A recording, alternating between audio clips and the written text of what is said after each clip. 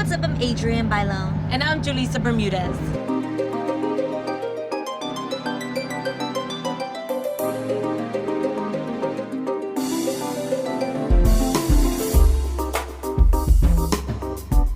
I actually got started in the industry when I was 15 years old, and I started out accidentally, but I was prepared when an opportunity came.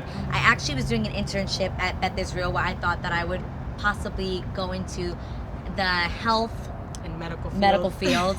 And I always had the dream of being a singer and an actress, but I didn't have any resources in that community. Like, I don't have a famous parent or like a famous uncle, so I didn't even know how to get started in that, but I always knew that if the opportunity came, I'd be ready. So somebody pretty much walked into the office one day at Beth Israel and was like, hey, do you sing?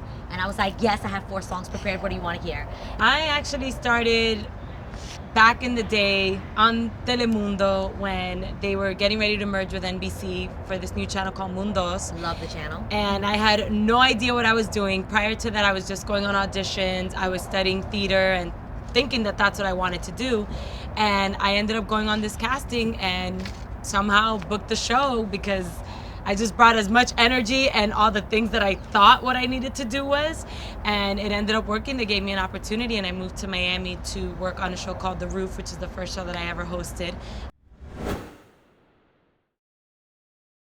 The things that inspire me and some of my creative influences obviously are music. I grew up listening to music in my house. I was obsessed with La India, Selena. Till this day, I drive this girl crazy singing La India around her, but like, those Y ya no me queda más. No me queda más. Oh, Kidding. here we go. Okay, but like, I loved Selena growing up, so those to me were like my inspirations. Jennifer Lopez, seeing how she broke through into the mainstream audience and really made it cool to be Latino. Ricky Martin, Shake Your Bon Bon, all of that.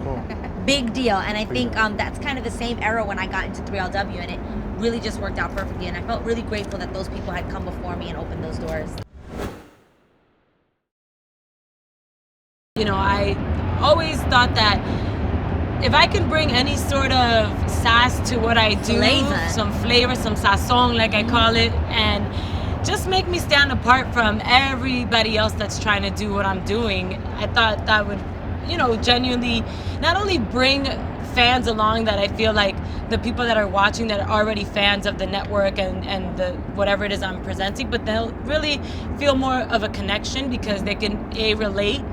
And I didn't want to be stereotypical and throw it in everybody's face, but at the same time, I do have an accent. I know it's there. So that's why I always say that it's undeniable. Why not embrace it? I think for us, it's really natural for our culture to shine through who we are because it's a real part of our lives. Like, it's sort of undeniable, I feel. It's a lifestyle. Being Latina for me is a lifestyle. I love my culture. I love the food. I love the music. I love the language. So even when Julie and I are just hanging out, we'll like break out and just speak Spanish. Why?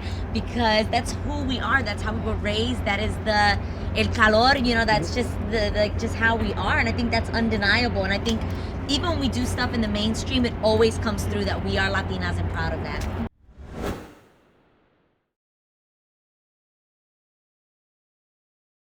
This generation definitely has it a lot easier, I feel, because in the sense of being able to get to be heard with social media taking over and, you know, all these other outlets that you have in that same vehicle. I mean, you can really make a buzz and a name for yourself without ever getting any real exposure on television. You know, millions you can of do hits it on YouTube. Yeah, you can do it online. Came from a YouTube video. Like I'm telling you, like that's the great thing about this generation. I guess would be the advice. Exactly. You know? Working hard is also a really important thing. To not think you're gonna be handed anything. Not at all. You're gonna have to work for everything that you get, and more importantly is to stay humble and continue to work hard and continue to be hungry to be better at whatever it is that you do. It is really important for us to have our finances in order because, hey, that's how people eat. You know, like, I think it's really important that people realize how important it is to be informed and to know the value of saving. And I think that that's really important, and that you want to make your money last. You want longevity. You want at some point to be able to say, I own this, and look at everything that I've worked so hard for and have something to show for it. One thing that this business doesn't give you is longevity. You really have to earn it, and you just never know when your last gig is going to be. Know how much you got paid, know how much your taxes were. You have to be involved. It takes a little extra effort, and sometimes you're like, whatever. Trust me, it's worth it.